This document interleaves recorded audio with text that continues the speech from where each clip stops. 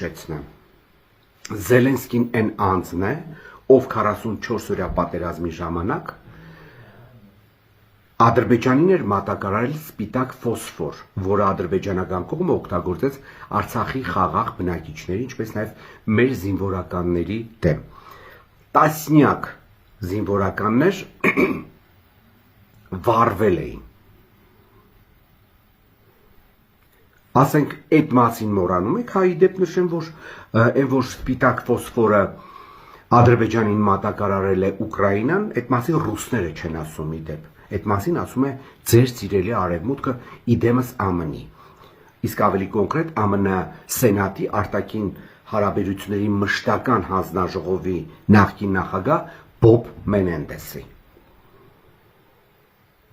Ասեք դուք մոռանում եք, որ 2021 թվականի նոյեմբերի 9-ին առաջին պետությունով շնորհավորել էր Ադրբեջանին Հայաստանի դեմ հաղթանակ տանելու կապակցությամբ, դա հենց Ուկրաինան էր։ Դուք մոռանում եք, որ հաջորդիվ այս 5 տարիների ընթացքում Ուկրաինան մրցակցում է Թուրքիայի եւ Պակիստանի հետ, թե ով է առաջինը շնորհավորել Ադրբեջանին մեզ խայտառակ պարտության մատնելու կապակցությամբ։ Ինչի վրա եք հրճվում։ Խո դուք դեբիլ չեք։ Դուք ամոթ ունեք, դուք ազգային արժանապատվություն ունեք։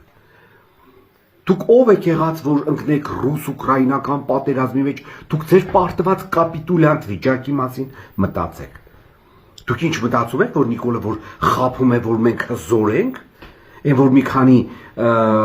այս եվրոպացիներին բերել լցրել է Երևանում, դուք էլ մտածում եք, որ այո մենք շատ հզոր ենք։ Ողորմելիներ։